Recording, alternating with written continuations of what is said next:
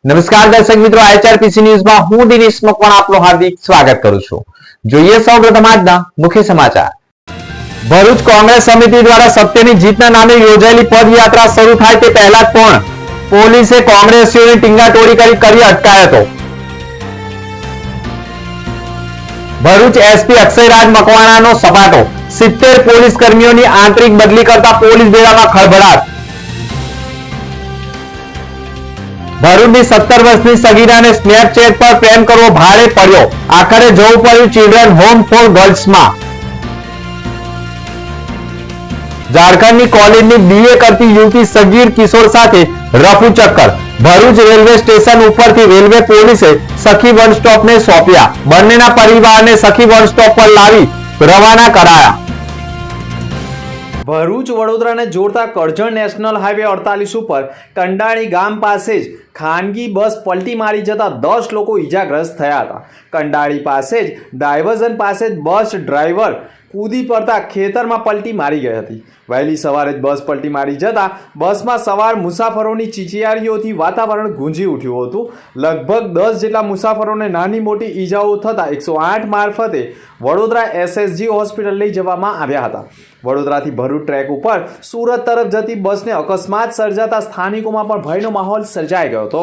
અંકલેશ્વર નગરપાલિકાના પ્રમુખ ફરી એકવાર વિવાદમાં સપડાયા હોવાના અહેવાલો સામે આવ્યા છે. પૂર્વ પ્રમુખ તેમજ વિપક્ષી નેતાએ કાર્ય ઉપર ગંભીર આક્ષેપો કર્યા છે. પાલિકાના ઠરાવ અને બોર્ડ મંજૂરી વિના જ વિકાસના કાર્યોના નામે રસ્તા ખોદી નાખવામાં આવ્યા હોવાના આક્ષેપો કર્યા છે. સમયસર જરૂરી માહિતી અને કાગળો મને ન આપ્યા તેમ પણ સંદીપ પટેલે કહ્યું છે. ટર્મ પૂરી થાય તે પહેલાં જ ઉતાવળે કામ આટોપી લેવાના શાસકોએ કેમ રસ છે તેવા આક્ષેપો પણ જહાંગીર પઠાણ વિપક્ષના નેતાએ કર્યા છે. આખા મામલે પાલિકા પ્રમુખ તરફથી કોઈ નિવેદન નહીં મળ્યું, પરંતુ કામ થતા હોવાના આક્ષેપ મામલે સમગ્ર વિપક્ષીઓ લાલઘૂમ બન્યા હતા. ભરૂચના અંકલેશ્વરના નેશનલ હાઈવે 48 પર Bakrol bridge Eicher tempo truck પાછળ ધડાકા સાથે અથડાઈ જતા ગમખવાર અકસ્માતમાં ચાલકનું મોત થઈ ગયું હતું. સુરત તરફ જતા બ્રિજ પર સર્જાયેલા અકસ્માતમાં ચાલક કેબિનમાં ફસાઈ જતા તેને રેસ્ક્યુ કરી બહાર કાઢવાની નોબત આવી હતી.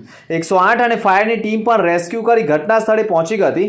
મૃતદેહને બહાર કાઢ્યો હતો. ઘટનાના મામલે ટ્રાફિક જામની સ્થિતિ ગંભીર બની ગઈ હતી. પોલીસે ઘટના સ્થળે પહોંચી અકસ્માતમાં સર્જાયેલા વાહનોને રોડ ઉપરથી દૂર કરી વાહન વ્યવહાર રાબેતા મુજબ કરવાના પ્રયાસો કર્યા હતા. સગીરો અને યુવાનોમાં ચરસ ગાંજા જેવા નશીલા પદાર્થોના સેવનને પ્રોત્સાહન આપતી પ્રતિબંધિત સામગ્રીના વેચાણ પર અંકુશ મેળવવા માટે DGPની સૂચના અનુસાર સમગ્ર રાજ્યમાં સ્પેશિયલ ડ્રાઈવ હાથ ઉપાડવામાં આવી હતી. આ અભિયાનના ભાગરૂપે ભરૂચ જિલ્લામાં પણ પોલીસ દ્વારા સઘન કાર્યવાહી કરવામાં આવી રહી છે. આ દરમિયાન ભરૂચ SOG પોલીસે શહેરમાં તપાસ હાથ ધરી 2 અલગ અલગ કેસ નોંધાવી ગોગો સ્મોકિંગ કોન તેમજ રોલિંગ પેપર કબજે કર્યા છે. આ કાર્યવાહી જિલ્લા SP અક્ષયરાજના માર્ગદર્શન હેઠળ અને SOG પોલીસ મથકના PI એવી પાણમિયાની સૂચના મુજબ કરવામાં આવી હતી. SOGની ટીમે ભરૂચ શહેર વિસ્તારમાં ગોગો પેપર અને રોલિંગ પેપરમાં વેચાણ અંગે તપાસ કરતા 2 કેસો ઝડપી પાડ્યા હતા, જેમાં એક કેસમાં 1790 તથા બીજા કેસમાં 1360 કિંમતનો મુદ્દામાલ કબજે કરી 2 વ્યક્તિઓ સામે ગુનો દાખલ કરી બંનેની ધરપકડ કરી કાર્યવાહી કરવામાં આવી છે. ભરૂચ જિલ્લા પોલીસ બેડામાં મોટા પાયે ફેરબદલી કરવામાં આવી છે. પોલીસ વિભાગના પોલીસ વડા અક્ષયરાજ મકવાણા દ્વારા જાહેર હિતમાં મહત્વપૂર્ણ નિર્ણય લઈ 70 પોલીસ કર્મીઓની બદલીના આદેશો આપવામાં આવ્યા છે. એક જ પોલીસ સ્ટેશનમાં છેલ્લા 5 વર્ષથી ફરજ બજાવતા 56 પોલીસ કર્મીઓની જિલ્લામાં અન્ય પોલીસ મથકો ખાતે બદલી કરવામાં આવી છે. લાંબા સમયથી એક જ સ્થળે ફરજ બજાવવાને કારણે કાર્યક્ષમતા અને પારદર્શિતા જળવાઈ રહે તે હેતુથી આ નિર્ણય લેવાયો હોવાનું જાણવા મળ્યું છે. આ ઉપરાંત જાહેર હિતને ધ્યાનમાં રાખી અન્ય 14 પોલીસ કર્મીઓની પણ બદલી કરવામાં આવી છે. અચાનક થયેલી આ વ્યાપક બદલીને કારણે જિલ્લા પોલીસ બેડામાં ખળભળાટ મચી ગયો છે. ઝારખંડની કોલેજમાં BAમાં ફર્સ્ટ સેમેસ્ટરમાં અભ્યાસ કરતી 19 વર્ષીય યુવતીને સોશિયલ મીડિયામાં ફેસબુક ઉપર એક 17 વર્ષીય સગીર કિશોર સાથે પરિચયમાં આવ્યા બાદ બંને વચ્ચે પ્રેમ સંબંધ થતાં ભાગીને લગ્ન કરવાનું નક્કી કરી યુવતીએ પોતાના ઘરમાંથી કોલેજની ફી ભરવા માટે 1500 રૂપિયા લીધા. જ્યારે સગીર કિશોરે શિયાળાની ઠંડીના કારણે પિતા પાસેથી જેકેટ ખરીદવાના બહાને 1000 રૂપિયા લઈ કુલ 2500 રૂપિયા એકત્ર કરી મંદિરમાં ફુલહાર કરી નવા જીવનની શરૂઆત કરવા ઝારખંડથી ભરૂચના અંકલેશ્વર ઉદ્યોગનગરીમાં આવી ભાડેથી મકાન અને રોજગારી મેળવવાના પ્રયાસો દરમિયાન તેમના આઈડીમાં ધર્મ અલગ હોય અને ઉંમર પણ ઓછી હોય, જેના કારણે તેમને ઘર પણ ન મળ્યું અને રોજગારી પણ ન મળતા 15 ડિસેમ્બર 2025ના રોજ બંને ભરૂચ રેલવે સ્ટેશન ખાતે સિલ્વર બ્રિજ પાસે સમોસા ખાતી વખતે બંને વચ્ચે ઝઘડો થતા રેલવે પોલીસે બંનેના આઈડી કાર્ડ અને કડક પૂછપરછ કરતા તેઓ ઝારખંડથી ભાગીને નીકળ્યા હોય, જેથી રેલવે પોલીસે બંનેનો કબજો ભરૂચ સખી વન સ્ટોપને સોંપ્યો હતો. સખી વન સ્ટોપના વૈશાલીબેન ચાવડા તથા તેમની ટીમે યુવતીનું કાઉન્સેલિંગ કરી તેના પરિવારના સંપર્ક કરતા યુવતીનો પરિવાર સખી વન સ્ટોપ ઉપર આવી જતા યુવતીનો કબજો તેના માતા પિતાને સોંપી માનવતાનું ઉત્તમ ઉદાહરણ પૂરું પાડ્યું હતું અને સગીર કિશોરને લગ્ન વિશેનું સાચું માર્ગદર્શન આપી તેને પણ તેના પરિવારને સોંપતા આખરે સોશિયલ મીડિયાનો પ્રેમ વાલીઓ માટે લાલબત્તી સમાન સાબિત થઈ ગયો છે. કોંગ્રેસ દ્વારા સોનિયા ગાંધી અને રાહુલ ગાંધી સામે નેશનલ હેરાલ્ડ મામલામાં ઈડી દ્વારા કરવામાં આવેલી કાર્યવાહી તથા કેસને લઈને તેને રાજકીય બદલા તરીકે ગણાવી વિરોધ નોંધાવવામાં આવ્યો હતો. આ પદયાત્રા શરૂ થાય તે પહેલા જ પોલીસ દ્વારા કોંગ્રેસના આગેવાનો અને કાર્યકરોને અટકાયત કરવામાં આવી હતી. અટકાયત દરમિયાન કોંગ્રેસના આગેવાનો અને પોલીસ વચ્ચે ઘર્ષણના દ્રશ્યો સર્જાઈ ગયા હતા, જેમાં સ્થિતિ તંગ બની ગઈ હતી. મોટી સંખ્યામાં પોલીસ બંદોબસ્ત ગોઠવીને પરિસ્થિતિ પર નિયંત્રણ મેળવવામાં આવ્યું હતું. કોંગ્રેસના નેતાઓએ આક્ષેપ કર્યો હતો કે ભાજપ સરકાર કેન્દ્રીય એજન્સીઓનો ઉપયોગ કરીને વિરોધ પક્ષના નેતાઓને દબાવવાનો પ્રયાસ કરી રહી છે. સત્યને દબાવી શકાય નહીં અને સત્યની અંતે જીત થશે તેવો સંદેશ આપતા કોંગ્રેસ દ્વારા આ પદયાત્રાનું આયોજન કરાયું હતું. આ પ્રદર્શન દરમિયાન કોંગ્રેસના પૂર્વ જિલ્લા પ્રમુખ પરિમલસિંહ રણા, શહેર પ્રમુખ સલીમ અમદાવાદી, પાલિકાના વિરોધ પક્ષના નેતા શમશાદ અલી, સૈયદ શેરખાન પઠાણ સહિતના આગેવાનો, કાર્યકરો, સમર્થકો મોટી સંખ્યામાં જોડાયા હતા.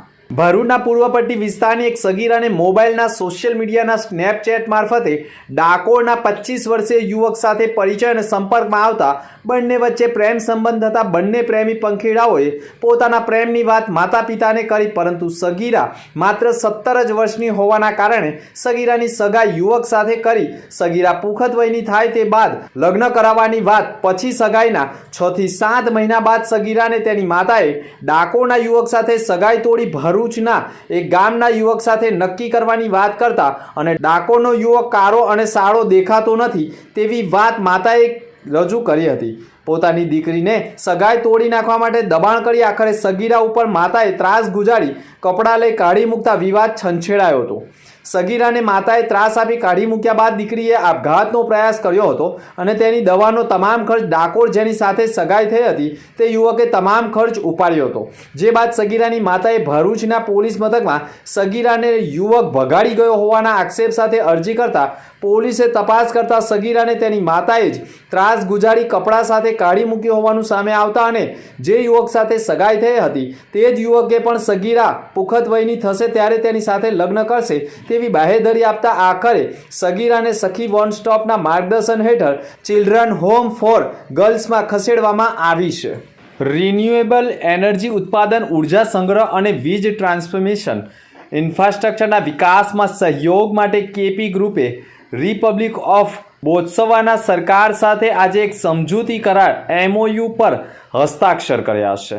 આ MOU કેપી ગ્રુપના આંતરરાષ્ટ્રીય વિસ્તરણમાં એક મહત્વપૂર્ણ સીમાચિહ્ન બની રહેશે અને વર્ષ 2030 સુધી બોત્સવને નેટ ઝીરો દેશ બનાવવાના લક્ષ્ય માટે મદદરૂપ બનશે. કેપી ગ્રુપ અને બોટ્સવાના પ્રજાસત્તાકની સરકાર વચ્ચે થયેલા મેમોરેન્ડમ ઓફ અન્ડરસ્ટેન્ડિંગ ભારતની માનનીય રાષ્ટ્રપતિ તથા બોટ્સવાના પ્રવાસ બાદ લેવામાં આવેલું એક મહત્વનું પગલું છે.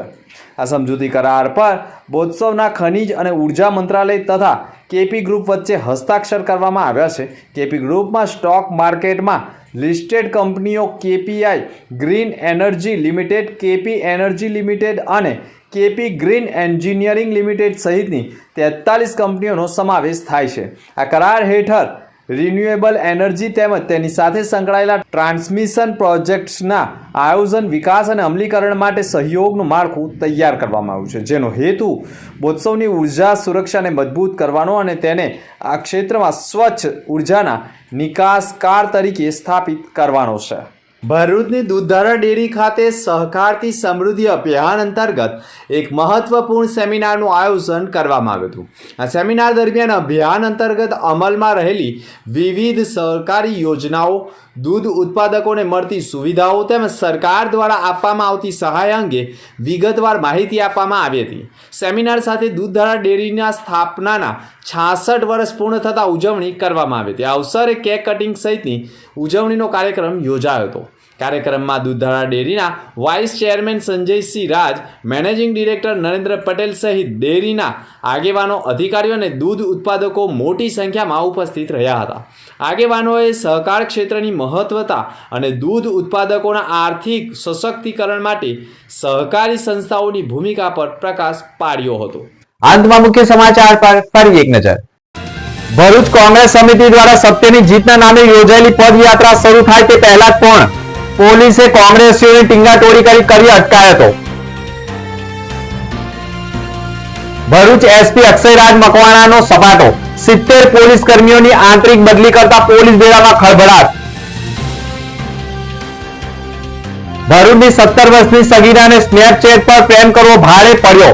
આખરે જવું પડ્યું ચિલ્ડ્રન હોમ ફોર ગર્લ્સમાં. ઝારખંડની કોલેજની બીએ કરતી યુવતી સગીર કિશોર સાથે રફુ ચક્કર.